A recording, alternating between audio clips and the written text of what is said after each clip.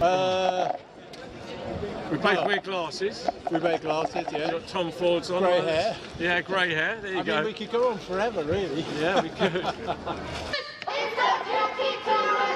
When we're fighting to exist! Free, free Palestine!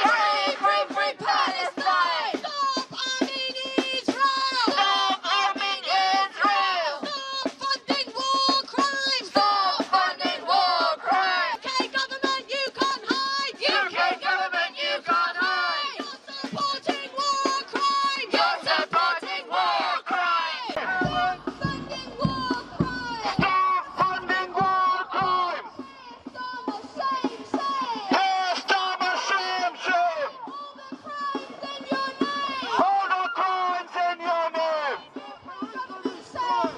Say that we know this is part of a pattern, a global pattern in fact. We've seen it in the US, we saw it with Mahmoud Halil, we've seen it with all of the students who dared to organise in those encampments against Palestine. And from Britain to America, they used the same dirty tactics. They accused students, whether here, whether in Britain, whether at SOAS, of terrorism. We know the biggest terrorists in the planet sit in the White House and they sit in Downing Street. Shame! And this evidence, this amount of state repression, we also know that it comes from a position of weakness.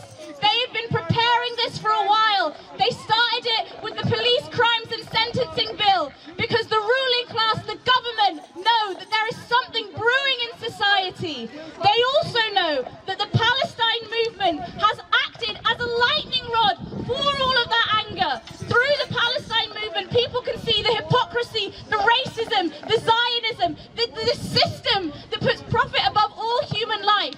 That is why the Palestine movement is so important for them to attack.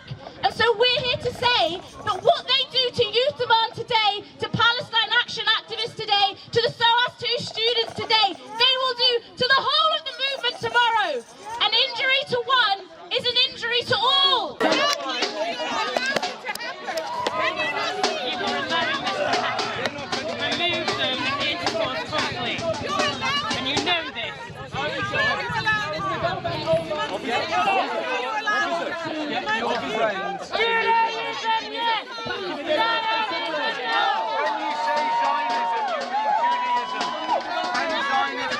And Jewish control of the government, and Jewish control of the police. Zionism is an idea. Come back and let's carry on. Let's carry on. Everybody, let's carry on. Every single modern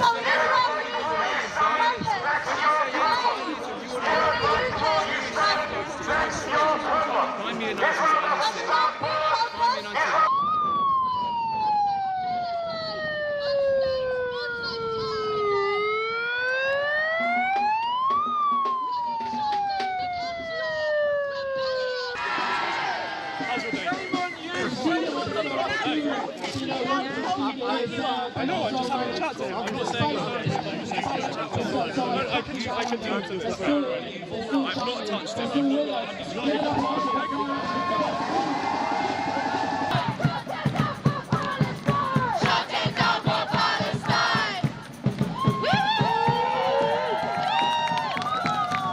I just first of all want to say we send our unconditional solidarity to Youth Demand facing the most disgusting repression that we've seen in the last few months. But we also have to salute Youth Demand because even though their meeting got raided, their activists got nicked, they have come back bigger, better and stronger.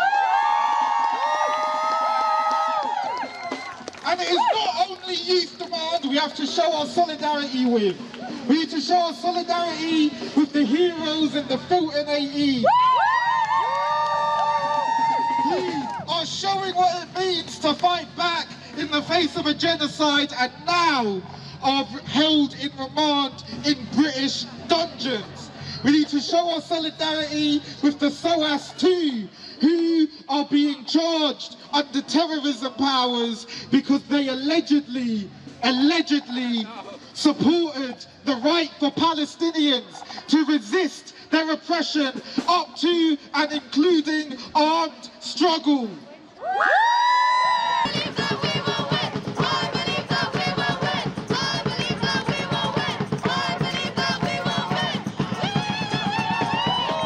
Yeah, so I'm Ella. I was one of the 6 people arrested in a Quaker meeting house at a publicly advertised Youth Demand event last Thursday.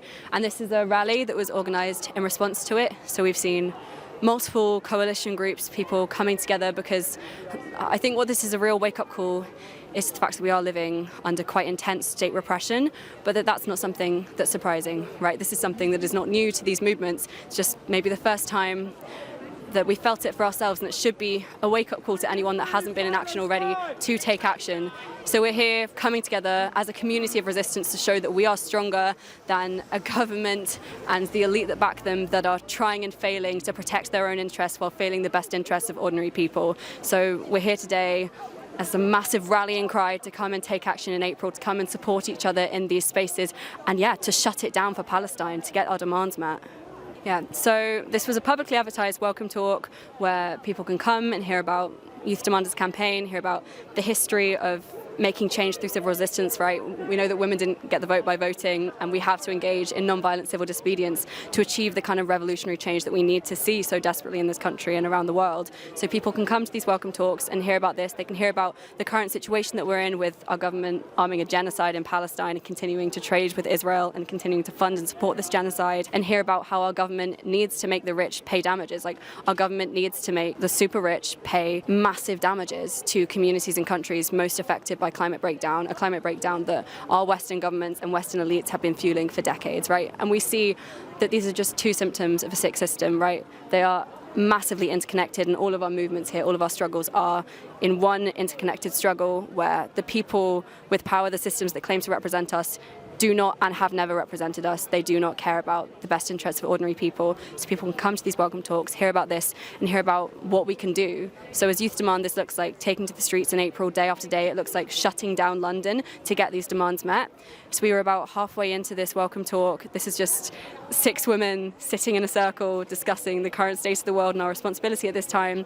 And we hear this massive banging at the door outside, which it turns out was about 30 Met police officers, literally smashing in a Quaker meeting house door, right? Violating a sacred space, charging in within about 2 seconds. They were flooding into the room. We were all told that we were under arrest for suspicion of conspiracy to cause a public nuisance.